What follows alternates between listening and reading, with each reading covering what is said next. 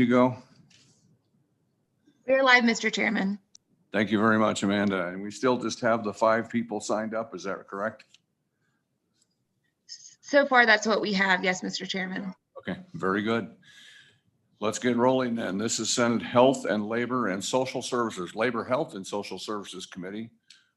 Today is Friday, March, what's the date today, guys? The 26th.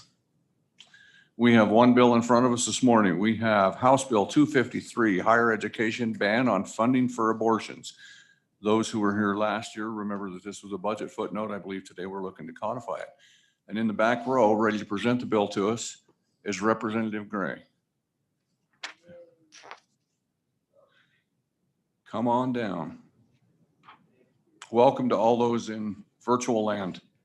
Welcome to Labor and Health. We appreciate you taking your time to come in. Representative Gray, go ahead and you have the floor. Thank you, Chairman Baldwin.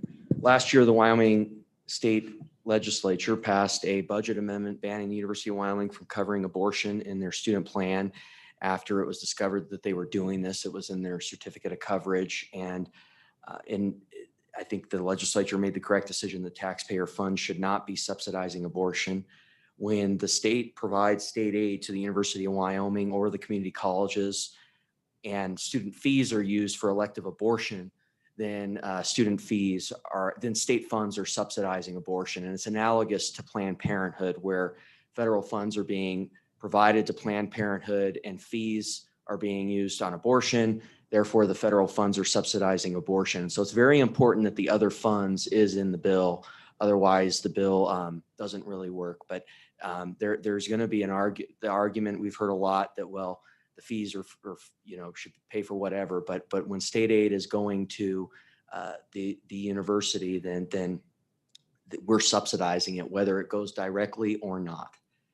That budget amendment is going to expire next year, so we need to codify this. And just as there is a statute for the faculty situation, there needs to be a statute for students. So that's what this bill does. Going through the bill here, it's pretty simple. Let me just pull up the bill.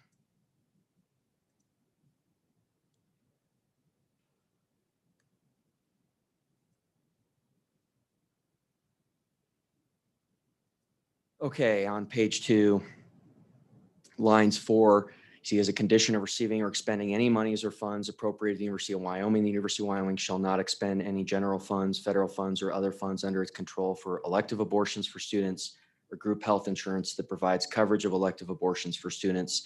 And then lines 14 through 21 is the same for the Community College Commission. We had an amendment to move this into Article 17 and just create a new section in statute rather than fold it into their existing where they're codified and created. And Representatives Wanitzer, so that's been there since 1880. So they didn't want to. So we created a new article. So thanks.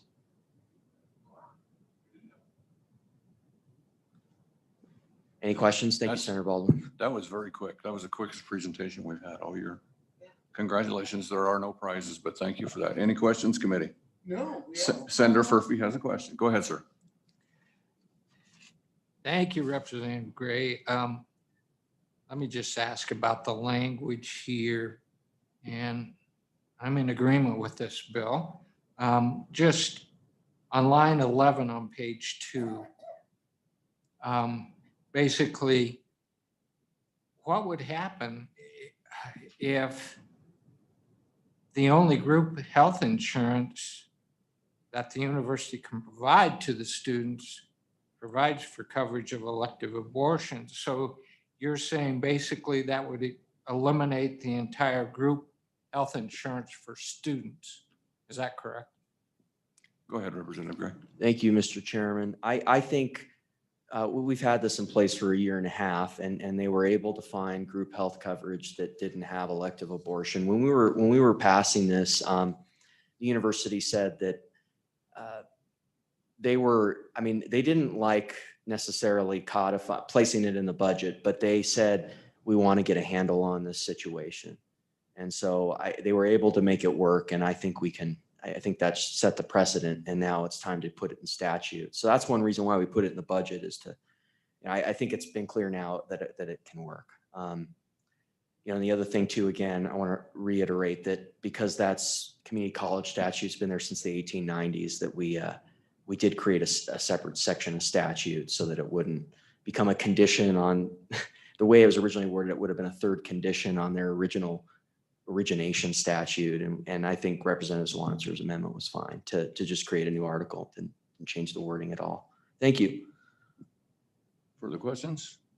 Questions, committee? I just have one, and it may not be important at all, and that is, and I'm reading through the bill again, this is talking about the funds coming out of the government, out of the state, for these insurance programs. Is it my understanding that, somebody else have their mic on? Nope. That if a student is paying for it themselves, that this doesn't outlaw that. Is that correct? I mean, this is only for money expended by the state to supply these things. Thank Go you, ahead. Senator Baldwin. No, it's the other way. I mean, and I would argue is the Planned Parenthood situation earlier, that when the federal government provides funds to Planned Parenthood and then the fees are used for abortion, then that's wrong, because the federal funds are propping up that other, no matter whether it's segregated or not, they're propping up that action. It's the same thing here, that state funds were, the people of the state of Wyoming have made a tremendous investment in the University of Wyoming. And even if they're using only student fees for that coverage, we would be subsidizing it if we're providing that aid to the university, even if it's segregated, because they can do all their other functions and use the state funds for that to help subsidize the student fees. So it's a very important part of the bill. Frankly, without it there, the bill's kind of without the other funds, it's kind of gutted. Okay. And that brings up the only other question I had in their line 6. And I think it's fine, but I think it says shall not expend any general funds, which is fine. But then it talks about us expending any federal funds. I just want to be, I mean, I'm sure you've had that conversation in the other committee and on the floor. Yeah. Did anybody find any problem with that? We can through this bill, we can control what we can do with federal funds. Go ahead. Thank you, Senator Baldwin, Chairman Baldwin. I think the federal funds there is important. I mean, the university has made clear that they have fixed this. I want to make sure that it's codified so it doesn't happen again.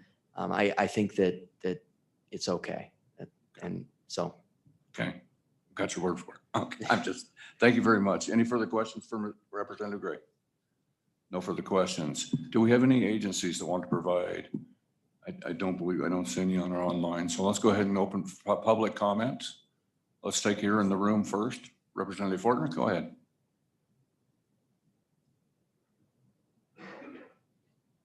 Welcome, Labor and Health, sir. Thank you, Chairman. Bill Fortner, representative for House District 52, Campbell County. On the floor and all the way through on this bill, I believe in it 100%. I'm for it. The most important thing that I see by cutting this funding off is it gives the Christian community a chance to fight at the local level rather than at the state level. I guess what I'm saying is the Christian communities got cut out of the school process. I do not think that any school ought to be promoting abortions or anything that's related to that, early childhood sex by giving out condoms or any of that kind of stuff until they embrace the Christian community back in the school place so we have an even playing field. That's where I stand on it. I'm 100% for this bill. Thank you. Very good. Questions for Representative Fortner? Thank you, Representative. Who would like to be next? Go ahead, come on up.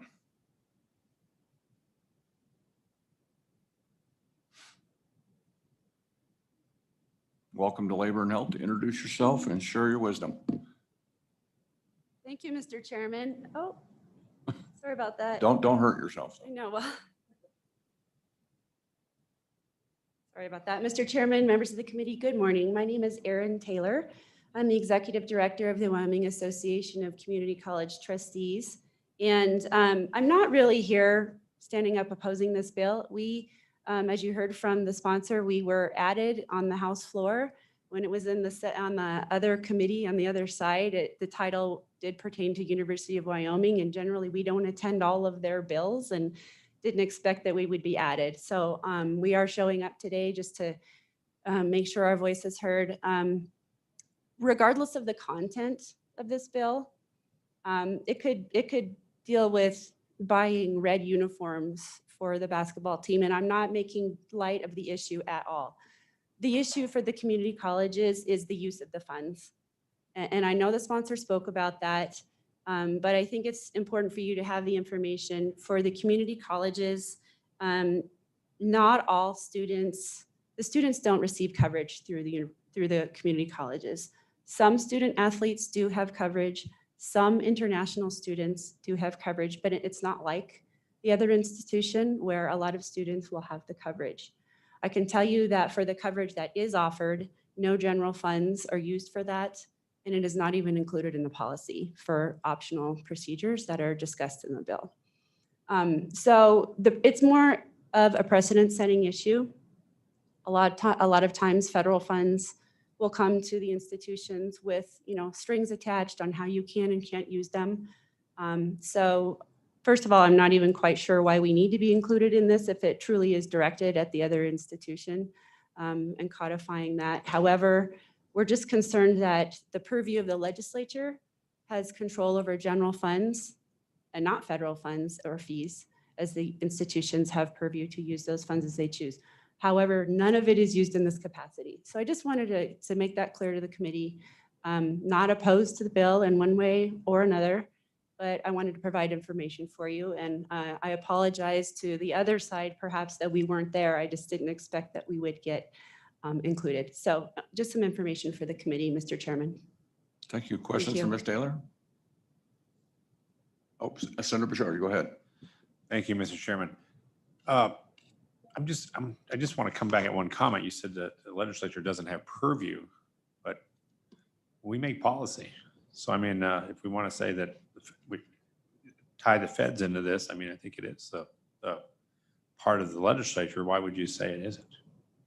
Mr. Chairman? Go ahead. Senator Bouchard, and that's kind of why I'm here, is that it's probably setting a precedent that this could say to the institutions, you can't use federal funds or other funds in this way or that way for reason A, B, C, or D, when a lot of times the institutions receive those dollars for a specific reason, and whatever that might be, it could be going against what is put in statute here, when honestly the general funds are what we do see as what you have having guideposts or sidelines or sideboards or whatever the right words are that we like to use. So we see this as possibly precedent setting, again, not having anything to do with the issue that's in the bill. Senator McEwen. Oh, go ahead. Follow up, Senator Bouchard. So, Mr. Chairman, thank you. All I'm hearing then is you don't have a problem with this policy specifically. That's just that we're setting precedent that it could happen on another policy. So I want to clear that up right now and make sure, because we're talking about this policy. Do you have a problem specifically with this policy? And is it just that we're setting precedents on maybe some other policy that could come down the pike? Ms. Taylor. Mr. Chairman, Senator Bouchard, it's all about the language that's in the bill regarding dictating the use of funds that are, frankly, I would suggest are not in the purview. And so I would love to see, in the appropriate part of the bill, after the word funds, through control, that just takes out other funds and federal funds. Just take that out of the bill, let the bill move forward. I think that accomplishes what you're trying to accomplish in terms of use of state funds for these procedures. But if you're going to get into how the colleges can use other funds or federal funds, no matter what the issue is, then we probably, will have a problem with how this moves forward. But the issue itself keep it to general funds, move the bill forward. Senator McEwen. Mr. Chairman, I think what I'm hearing, and I have to ask the question once again, you can't have it both ways. When the big bad federal government comes in and starts doing things you don't like, everybody wants the state legislature to step in between and protect them. But when the feds are handing out money and candy, you don't want the state legislature involved in directing on how that gets spent. And I would ask you, are you trying to have it both ways? Ms. Taylor? Mr. Chairman, Senator McEwen, I think that's a perception. And I'm not suggesting that that's what I'm saying here today. Thank you for that, Mr. Chairman. Further questions? Committee? Senator Hutchins. Thank you, Mr. Chairman. And Mrs. Taylor, this just came up as everybody else was asking questions. When the federal government, if and when they do give money to the colleges, does the money come straight to the colleges or does it come through the state to you? If the federal government was going to give the community colleges money, would they give it straight to the colleges or does it come through the state to distribute the money accordingly? Mr. Go ahead, Chairman, Ms. Taylor. Senator Hutchins, that's a great question. I can find out the answer specifically. It's my understanding that I think it can be different ways at different times, because I know the institutions do receive some federal funds, but I know sometimes it does come to the state through the Community College Commission where it's distributed, but I think they do receive it directly in some circumstances, but I can find the answer to that out for you. Yeah, Further questions, committee? Thank you very much. thank Ms. you, Taylor. Mr. Chairman. Okay, that only leaves one person in the audience. And then more people in the virtual audience, but they're next.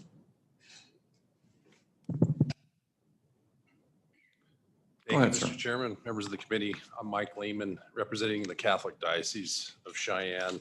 I just appreciate the opportunity and discussion on this bill. We supported the budget amendment last year and support this bill this year. We heard testimony in House Labor that kind of illustrated once again that when it comes to this particular issue, we're kind of talking past each other. To the extent we're talking about individual rights, freedoms, I think most people kind of agree. But individual rights and freedoms are always balanced by the common good. And when anyone sort of ignores or looks past particular individuals that make up the common good, we feel compelled to speak up. We heard it from one person who's in the know that to her knowledge, only one student at the university in 15 years used this coverage to procure an abortion. As far as costs, probably not a huge deal. But to one person in this picture, it was the end of everything.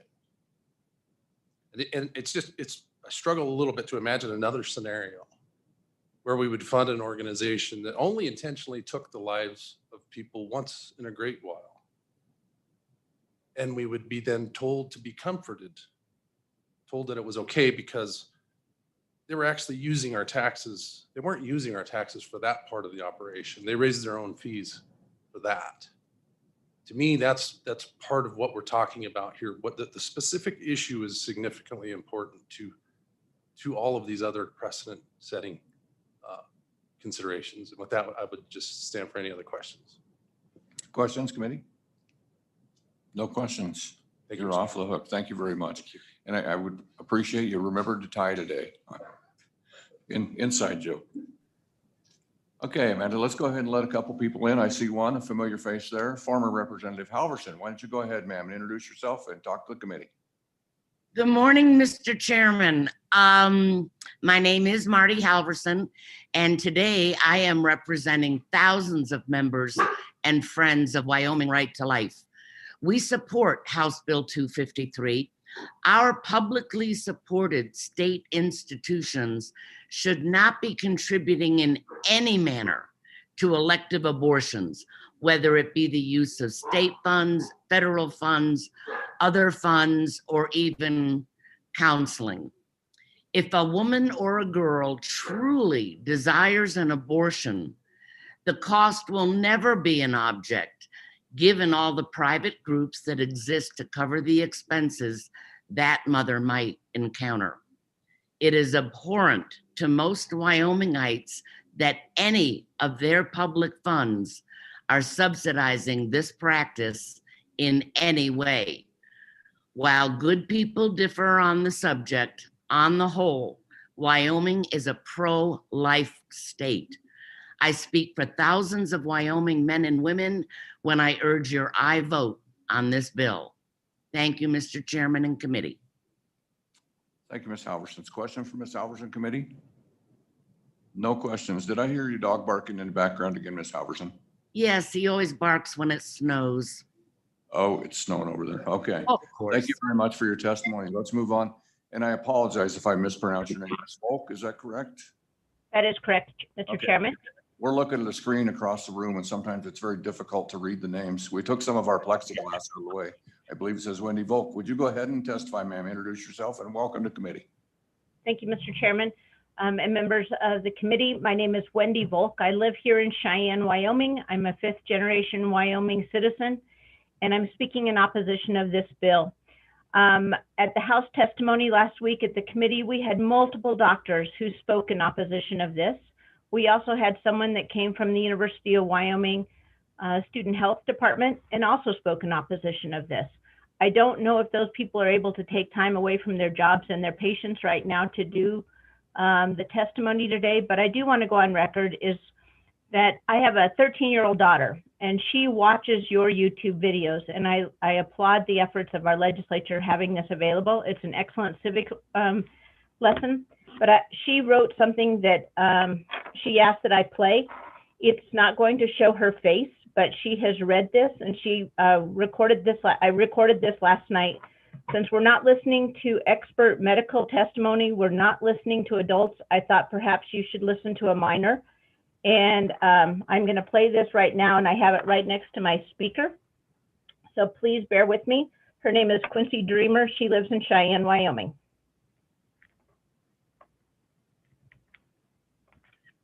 So, one moment. I believe women should be in a world where their choices aren't political. I believe their lives shouldn't be talked about or discussed in a bad way. Why is it up for discussion what a woman wears, what she does, what she chooses to do or not to do? I don't like that people have a say in what a woman does or doesn't do with their bodies. I don't like how society shapes us, how to live. We have to wear makeup or you're ugly. Wear too much or you're not natural. We are expected to shave and be perfect or you're gross or weird. We are downgraded for many things we do when a man can make an inappropriate joke and they are hilarious. If we have an attitude, they are rude, and if a man has an attitude, they are being assertive. We are downgraded, but we are providing life. We can grow a human inside of us. We are so powerful and some women are silenced. For example, why do we not have a girl president yet? We all have voices, and I hope if I ever have a daughter, this will not be she will not be silenced. She will have opportunities and a voice. So I'm fine if you don't agree with me, but look through my perspective, see the problem, and I just want to help. And I will just end that it was clearly stated last week that the student health fees are what pays for if a student elects to have an abortion at the University of Wyoming. If I went to Planned Parenthood or I was a student at the University of Wyoming, those are private fees. Those are not federal fees. They are not state fees that pay for abortions. That has been clearly demonstrated in the courts. I feel that this legislation is unnecessary and it's intrusive and it's an overreach of government. And I will be happy to answer any questions. Thank you, Mr. Chairman. Thank you much, Ms. Volk. Are there questions for Ms. Volk committee? Senator Bouchard, go ahead, sir. Thank you, Mr. Chairman. I just heard you say that this bill isn't where the money's coming from. So why are you against it? I mean, we make policy on where a state and quite frankly, federal money goes. This is a simple policy. Quite frankly, I'm getting hundreds of emails supporting this. I don't see people telling me to vote against it, and I work for the people. Go ahead, Ms. Falk. Mr. Chairman, through you, Senator Bouchard, I also have hundreds of people that are emailing to me saying that they want to speak up. They want to be pro-Wyoming woman. I'm disappointed our legislature is doing this overreach.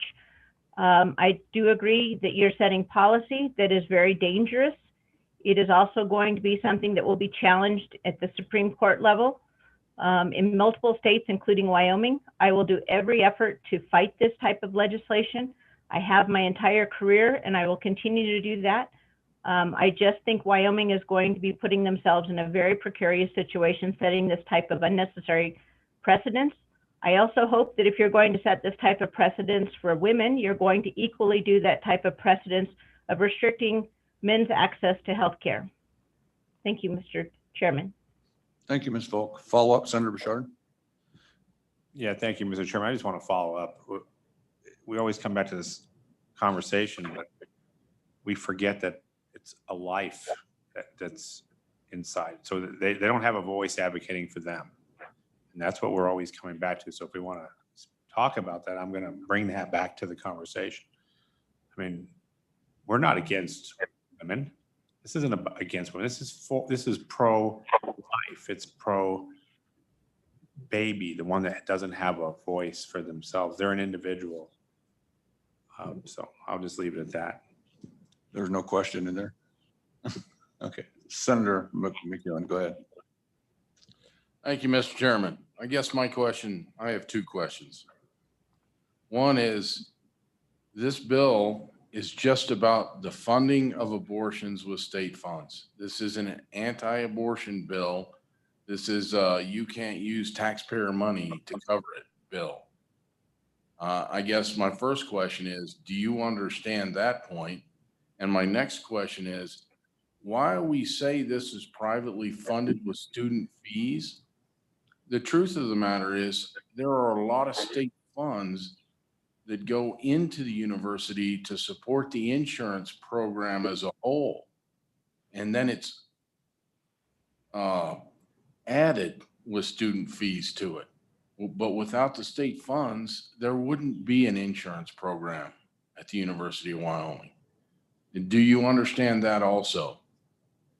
Go ahead, Ms. Falk. Mr. Chairman, through you.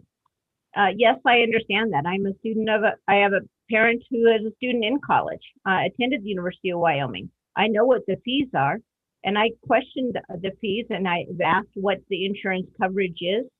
The insurance does not cover abortion. That would be paid if I was a student and I went to the health department and elected to, have a private discussion with the healthcare workers at the student health. They would say it would be a student fee, and the student fees are what pay for those type of procedures. It is not something that is funded by the legislature. The legislature funds the University of Wyoming and many of the different organizations and entities and programs, but they do not fund abortions. And I think this is being misconstrued. It is a lie. It is a complete fallacy that is being blown out of proportion. It's unnecessary policy. Okay, follow up, Senator McEwen. I guess my point is, this bill in no way, shape, or form stops anybody from spending their own money on an abortion somewhere else. It's not even trying to dictate that. This policy that we're trying to pass just says you can't use taxpayer money for this purpose. I mean, we could get into the pro-life, pro-choice argument, and we're obviously on opposite sides of the line of scrimmage on that one, and I can respect that. But as we talk about this particular piece of legislation, it is solely to restrict using taxpayer funds. It is not a way to end abortion. And I guess that's my point. I think you're arguing the wrong points and you're fighting this bill when all it does is stop taxpayer funding. Thank you, Mr. Chairman. Thank you. Senator Hutchins has a question? Nope, no question. Senator Furphy? Nope. Any last comments, Ms. Volk, before we move on to the next testimony? Mr. Chairman, I would just comment is if you will please look and see if there's a budget line item that has ever been in the Wyoming funding mechanism for the University of Wyoming that was ever paid for an abortion. I think you'll find there has not been. Thank you, Mr. Chairman. Thank you, Ms. Volk. Thank you for taking time to come testify to us today. We appreciate it. Amanda, let's go ahead and move the next person in. I believe we got either 4 or 5 more. Mr. Chairman, we have a Mr. Jonathan Langton and then also Miss Amy Reboam. Let's go ahead and move them both into the room. We'll hear from Jonathan Lang first. Good morning, sir. It's good to see you this morning. Morning, Mr. Chairman. It's snowing on this side of the state. It's good to see you. Would you please get rid of that before I leave here and head that way tonight? Go ahead and introduce yourself. Mr. Chairman, members of the committee, I'm speaking as a parent of a UW student and as a pastor of people that are in the WCC program. And I want to keep it brief. The insurance program as it stood 2 years ago, no longer thanks to the amendment in the budget, but it forced my son and the sons and daughters of my congregation to make a choice that they shouldn't have to make. They had to choose between using their purchasing power to support abortions that they do not in fact support, or be excluded from using the university insurance plan. Now, the colleges and universities of Wyoming have a sole discretion to negotiate the student insurance plan, and they have that power only because we've given millions of taxpayer dollars to them in subsidy. And so the taxpayers of Wyoming have a right and authority and a legitimate interest to make sure that the insurance plan they do negotiate for our kids is a plan that all of our kids can use. So that's all I want to say. Thank you for the opportunity to testify. Thank you very much for coming. Questions, Senator Hutchins? Yes, Mr. Chairman. I believe the bringer of the bill spoke to a certificate of memorandum, something to that effect, that can he come back up and maybe testify on that? Let's bring him back up in a couple minutes. Let's Right. go ahead and we'll Great. get the rest of testimony. Any further questions for Mr. Lang? Thank you, sir. No questions. Thank you very much for coming in. Be sure and shut that snow off for me, sir. All right, thank you, sir. And I believe we had Amy, is that correct, Amanda, the next testifier? Amanda? Yes, Mr. Chairman. She just needs to turn on her video. I'm sorry. Thank you. Welcome to Labor and Health. Miss, I'm not going to mispronounce your name. I'll let you say your name for me. Amy, I can say that one. Go ahead. Yeah, And introduce yourself. My name is Amy Robohm, and I'm testifying in opposition to this bill. I am the nurse practitioner referenced by a previous person. I've lived in Laramie and worked at Student Health for the past 15 years. And a large part of the care that I provide to students is family planning and reproductive health care. I want to make it very clear that I'm testifying today as a private citizen and not as a representative of Student Health or of UW, but I do feel that my professional experience is relevant to this bill. There's been a lot of talk about how the student insurance is paid for, and the use of the word student fees, which is actually not accurate. Student fees are paid for a lot of services in the university, but student health fees are paid directly by students each semester and to have access to student health. And in fact, if a student doesn't pay the student health fee, they don't come into student health for care. They go somewhere else using their insurance. The student insurance itself is paid primarily through students pay those premiums by themselves to have access to that insurance. So I just wanted to clear that up. And now here's the rest of my testimony. The passage of the Affordable Care Act has meant that most female students now have free access to birth control, and this has lowered rates of unintended pregnancies. And as said again by a previous speaker, in 15 years, I have taken care of only one student who had the student insurance who elected to choose an abortion. But the point of insurance is that you pay to have access to care that you hope you will never need. And please understand again that it is the students that pay for this insurance. Not all students use contraception reliably, not all sex is voluntary, and no method is 100% effective. Students who face an unintended pregnancy are overwhelmed by the decision before them, and we at Student Health do not presume to know what's best for them. My job is to provide my patient with support and information about her health, all of her legal options, and the resources available to her so that she can make the best decision for herself. Our students are very thoughtful about their values, and they take the difficult decision of what to do after finding themselves to be pregnant very seriously. I do not try to make that decision for them, nor should the state legislature. Many students, especially the ones from Wyoming, do not have parents who can pay for their tuition or even provide them with private health care. Many work 20 to 40 hours per week to pay their rent, to pay for their student insurance, and to put themselves through school. They attend UW to earn a degree and acquire training that will enable them to become productive members of society with fulfilling careers and financial independence, in the hopes that they will be able to provide for their own children someday.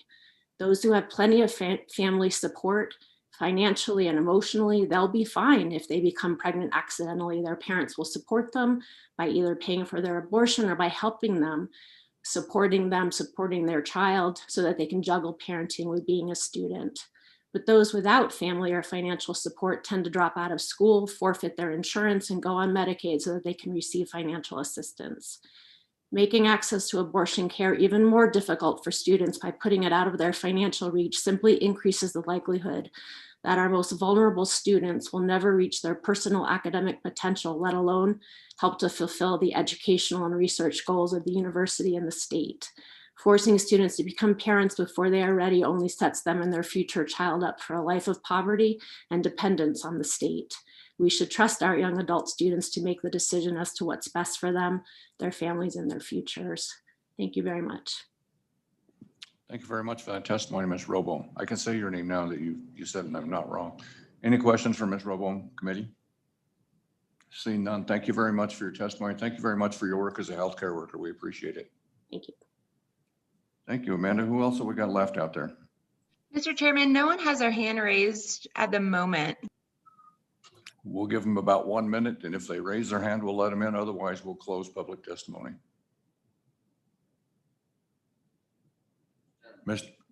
Go ahead, come on up. Mr. Chairman. Go ahead, Ms. Taylor. Again, Erin Taylor, I wanted to provide an answer for Senator Hutchins. When the colleges do receive federal funds, it goes to the colleges. So that's all I have for you. And if you require more on that, Senator Hutchins, I can visit with the commission and get some more on that for you. Thank you, Mr. Chairman. And we do know how to get a hold of you. Thank you very much, Ms. Taylor. No one else raising their hand, is that correct, Amanda? Mr. Chairman, that's right. No one has their hand raised at the moment. Thank you very much. Let's close public testimony. Committee, someone want to move the bill? Senator Bouchard moves the bill. Comments, committee, amendments, questions, discussion? Senator Bouchard, go ahead. Mr. Chairman, I think that this bill, it's already been in a footnote.